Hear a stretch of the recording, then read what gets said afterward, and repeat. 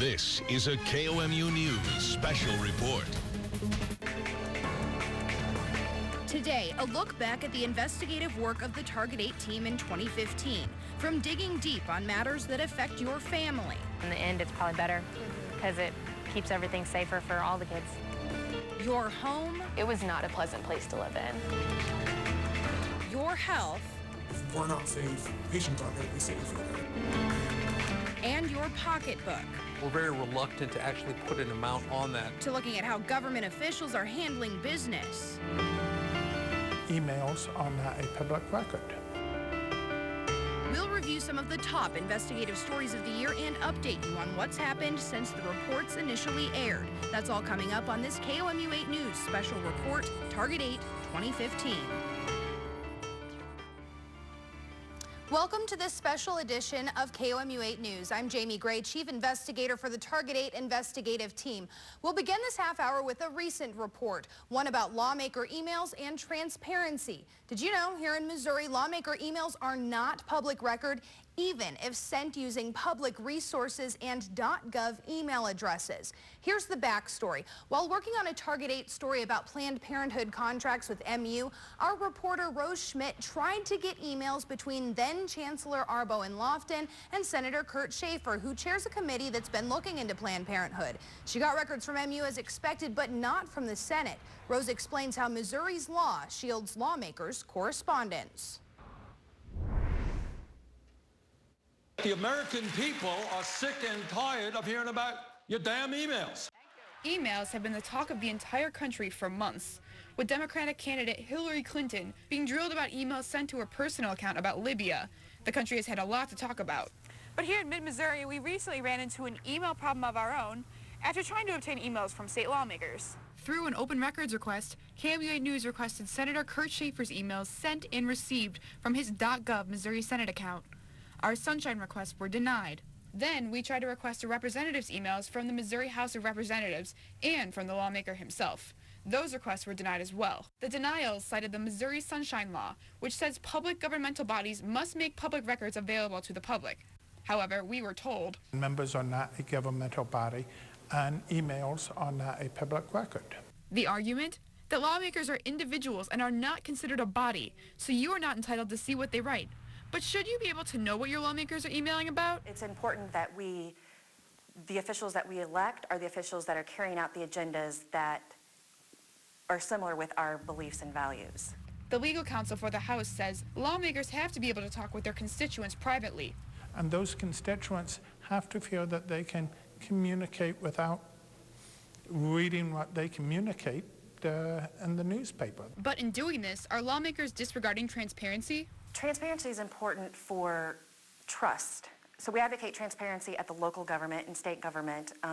It's important for trust. It's important to trust those elected officials and trust those in authority. Here in Missouri, we have a very open government, a lot of transparency. Things are shown, the meetings are open, and the legislators, I think, are very willing to talk with the press and meet with the press and make them aware of what's going on. The day that story aired last month, Senator Schaefer did turn over emails voluntarily, but when we finally did get the emails from Schaefer, we realized they didn't match what we got from the university. The university thought some may have been deleted, which brings up another question. Are records being deleted? Since that story, to try and find out where the discrepancy was, Rose requested a very specific set of emails from the university. The UM custodian of records told her this request would take 2 weeks to complete, and she would get back to us. Next, another story the Target 8 team found while looking at something entirely different. We started out looking to see how clean school cafeterias are, what their inspection reports look like. But what we found was the cafeterias not being inspected as often as food code calls for. The Boone County and Columbia Code says there should be 2 to 3 inspections a year, but after looking through hundreds of online records, KOMU 8's Brittany Rendak found that wasn't happening. Quickly, guys, 1, 2, and go! Many kids wait in line every day to get lunch at their school cafeteria.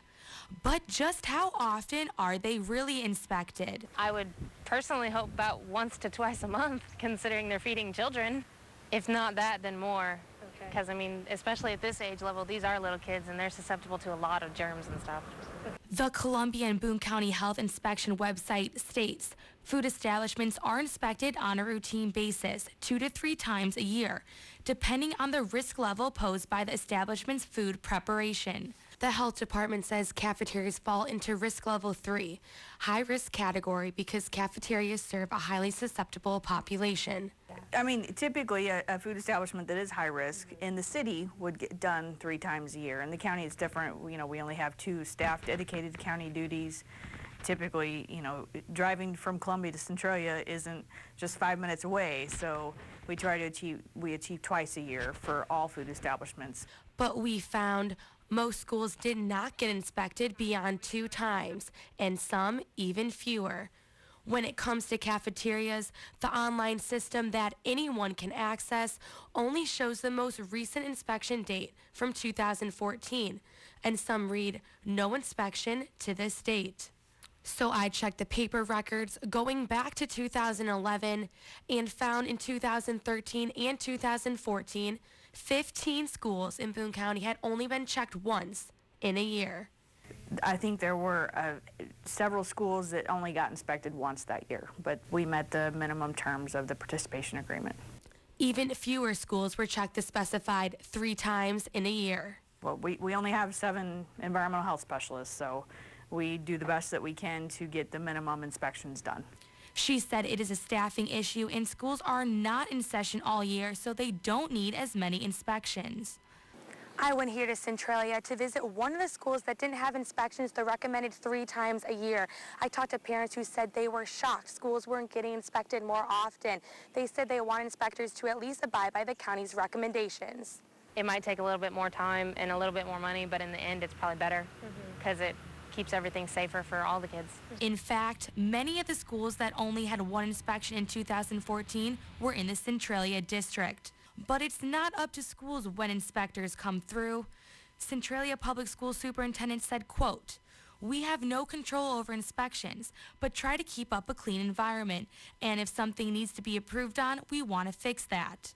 Of times inspected and in recent records, Centralia schools only had a single violation at 1 school, and it was non-critical.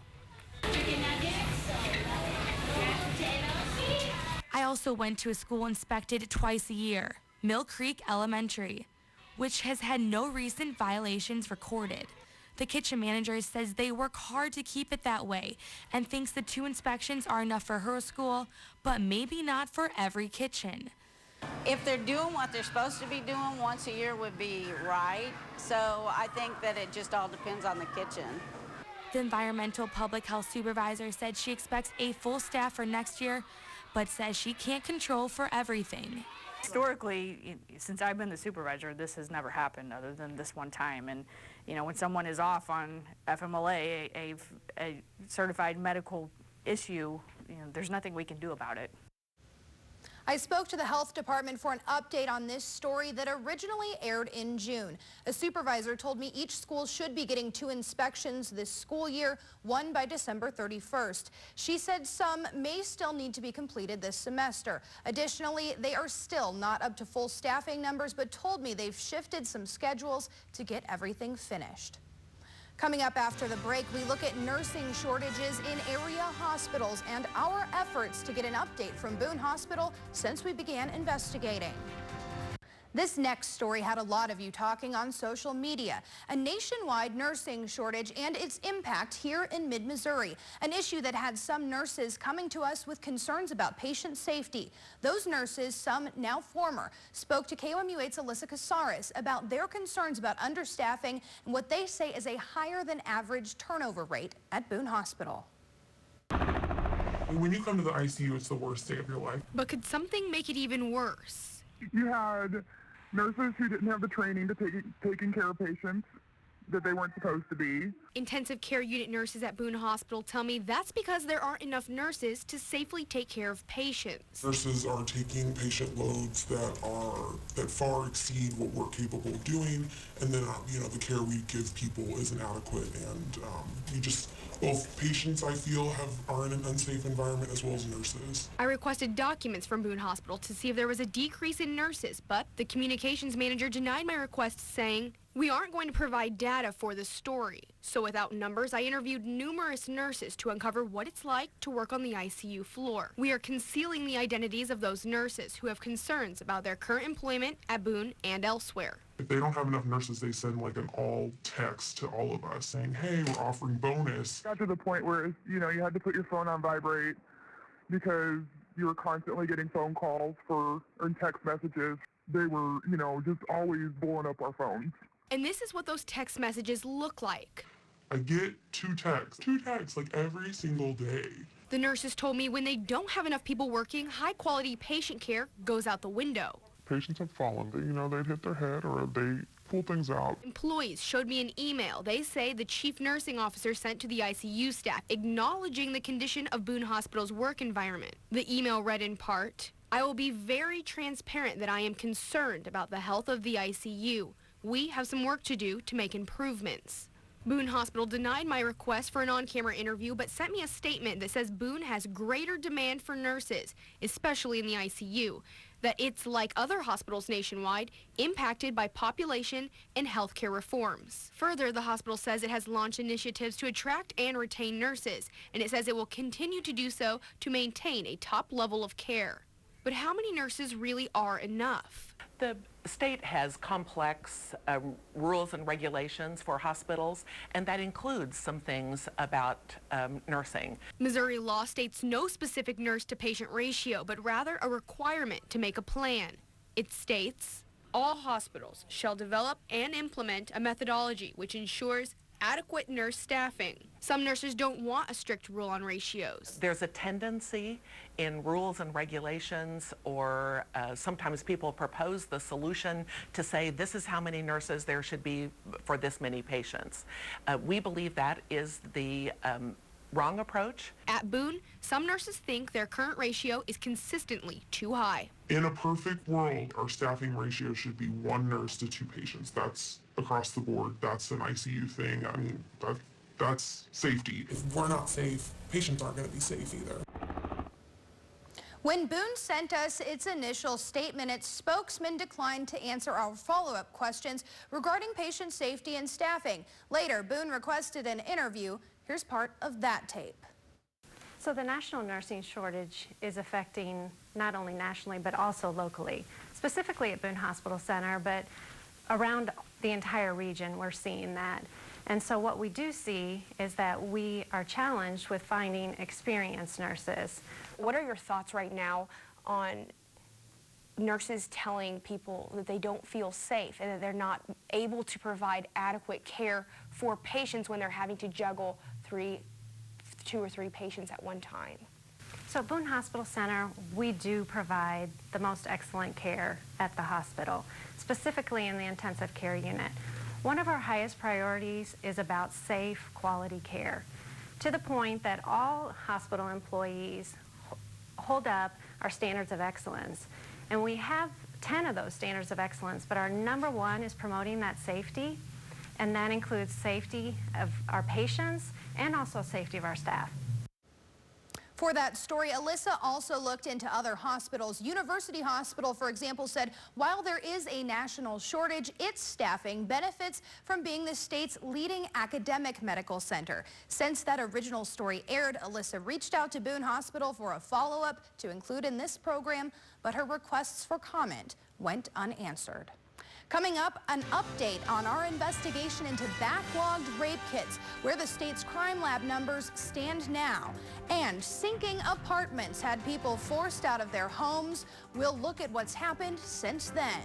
This next Target 8 story has to do with the construction quality of student housing around Columbia. In particular, one complex that less than 2 years after being built began sinking. In a months-long investigation, the Target 8 team talked to people living in the Domain about issues with the foundation and sediment. Here's KOMU 8 anchor Katie Link speaking with an anonymous resident who at the time of this airing in April was working on a possible lawsuit. Just a year after these apartments opened, one Domain resident moved in last August and noticed problems immediately. We just called them up and we said we had an independent contractor look at photos of the building, and he was actually able to do a sketch of the building and look at it and say, well, the building is sinking.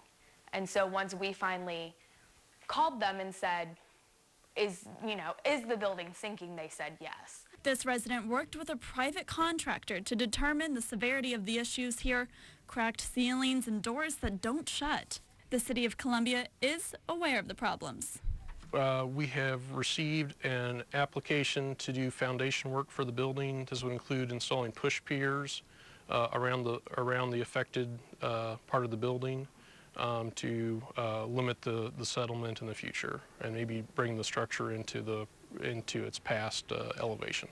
But one resident says prior efforts to fix the problem haven't worked. And I was present when they were doing the other construction, and it was not a pleasant place to live in. And it was constant noise. The building would shake from all the drilling and breaking into the ground that they would do. There was constantly people in and out and walking around. A meeting was held for all of the residents of Building 8 last night. My contact says the residents of 2 apartments on the first floor will be moved to the Holiday Inn across the street in order for the work to start. Since that story aired, according to a spokesperson from the Domain, construction to repair the damages to Building 8 has wrapped up. Residents moved back into those units as planned. Also, another story from back in April, we brought you the story about a backlog at the State Crime Lab for processing sexual assault or rape kits that could help identify suspects. Testing was said to take an average of up to 6 months. At the time of that report, we had asked for a log of cases, but didn't get that information by airtime. We got that information here recently. And so, right now on KOMU.com, you can see the results of those newly obtained records. As of July, there were more than 300 kits awaiting processing or in progress, with the oldest totally untested kit nearly 2 years old. Of those more than 300 kits in line at the lab, 81% had not started in processing. But Highway Patrol now tells us as of the beginning of November, the backlog at the crime lab is down to just more than 100 kits that are untested. You can check out that story on KOMU.com under Target 8, where you'll also hear audio interviews with a rape survivor whose case was solved with DNA.